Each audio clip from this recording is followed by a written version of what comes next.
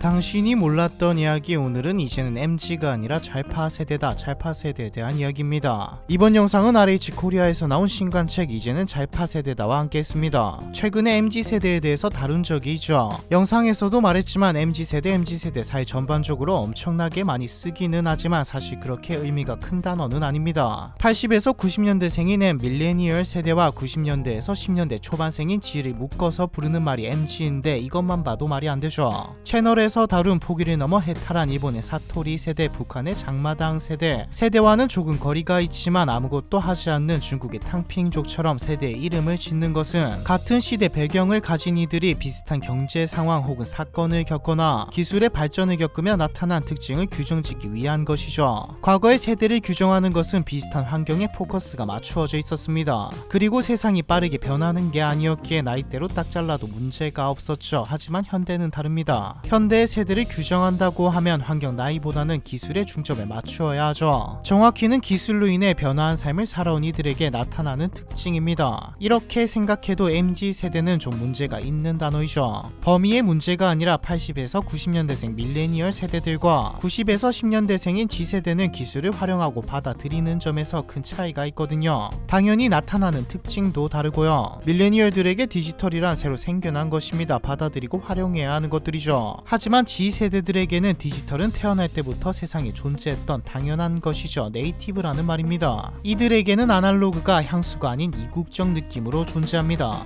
MG 그리고 이 다음 세대가 알파 세대입니다. 알파 세대는 2010년 이후에 출생한 사람들을 말합니다. 2010에서 2011년생부터 2025년생까지를 알파 세대로 구분하죠. 발표 자료마다 조금씩 다르게 구분하기는 하지만 대충 이 정도입니다. 알파 세대에게 디지털이란 삶의 디폴트 값입니다. 한마디로 알파 세대에게 세계란 원래 태어날 때부터 디지털이 자리 잡고 있던 세상이라는 말이죠. 세대의 특징으로만 봐도 MZ보다는 G알파, 잘파로 구분짓는 게 맞는 말입니다. 그리고 가장 큰 차이, 소비와도 관련이 있습니다. 앞에서 세대를 특징으로 분류한다고 했는데 왜 굳이 분류를 하는 걸까요? 세대 구분이 이루어지는 이유는 보통 마케팅 때문입니다. 트렌드를 따라잡기 위해 아니 더 앞서가기 위해 그 세대의 특징을 구분해놓고 써먹는 것이죠. 그래서 지금 MZ 마케팅이 별 효과를 보지 못하고 있는 것입니다. M과 G는 상황이 많이 다른 이들이니까요. 하지만 잘파 세대는 겪고 있는 환경 그리고 소비 패턴도 비슷한 양상을 보입니다. 무엇보다 부유하죠. 기업 입장에서 말입니다. 100억을 가지고 있어도 한 달에 30만원만 쓰는 사람과 500만원을 가지고 있어도 한 달에 100만원을 쓰는 사람이 있다면 물건과 서비스를 판매하는 기업 입장에서 모셔야 할 더 부유한 고객은 후자이죠. 그리고 실제로도 돈과 상관없이 더 부유하게 더 귀하게 자랐습니다. G세대의 부모는 X세대이고 알파세대의 부모는 밀레니얼 세대입니다. 저희 채널 시청자층을 보면 밀레니얼 세대가 상당히 많은데 여러분 귀하게 자라셨나요? 요즘 애들이 키우는 걸 보면 아마 이런 생각을 하실 겁니다. 아주 왕이다 왕이야. 밀레니얼 세대의 부모는 베이비 부머 세대입니다. 베이비 부머 세대는 그다지 부유하지 못합니다. 물론 부유한 사람들도 있기는 하나 대부분 그렇지 못하죠. IMF와 서브프라임 모기지를 겪으며 가지고 있던 돈도 다 까먹은 지금 노년층으로 진입하는 새로운 사회 문제가 되고 있는 세대입니다. 하지만 G세대의 부모인 X세대는 한국이 개발도상국에서 선진국으로 진입하는 시기에 사회생활을 시작한 이들이죠. 알파세대의 부모는 밀레니얼 세대입니다. 요즘 저출산 말이 많죠. 밀레니얼 세대는 대부분 어느 정도 재력이 갖추어지지 않으면 출산은커녕 결혼조차 하지 않습니다. 그리고 무엇보다 잘파 세대는 이전 세대와는 차원이 다른 귀한 자식들이죠. 할머니, 할아버지, 삼촌, 이모 모두 아이 한 명을 위해 돈을 아끼지 않습니다. 부모가 재력이 모자라다고 해도 귀하게 자라죠. 잘파 세대라는 말은 클레어스의 최고 마케팅 책임자인 크리스틴 패트릭에 의해 대중화되었습니다. 한국에서 잘파 세대라는 말을 쓴 기업은 삼성이죠. 아마 여러분들 중에서도 잘파 세대라는 말을 들어보셨다며 삼성전자의 갤럭시 마케팅을 통해서인 경우가 많을 겁니다. 그럼 한국의 현재이자 미래 사회를 책임지고 소비의 트렌드를 이끌 잘파 세대의 특징은 뭐가 있을까요? 가장 먼저 두드러지게 나타나는 특징이 짧아지는 것이죠. 일단 유튜브를 보는 여러분들도 쇼츠를 어떻게든 다들 접하실 겁니다.